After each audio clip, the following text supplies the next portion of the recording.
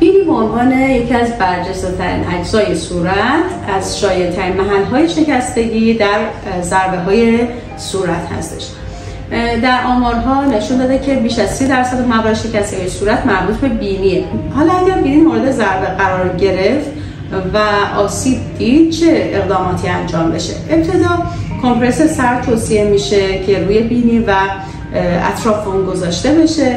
در اسرع وقت یک ویزیت متخصص گوش و حلق و بینی انجام بشه که اگر خونریزی یا هماتوم سپتوم اتفاق افتاده حتما به صورت اورژانس و در اسرع وقت درمان بشه. خونریزی حالا با روش‌هایی که متخصص انجام میده درمان میشه و اگر هماتوم تیغه بینی ایجاد شده حتما باید در اسرع وقت تخلیه بشه، چون وجود هماتوم تیغه بینی ممکنه منجر به آبسه و از دست رفتن غضروف تیغه بینی بشه.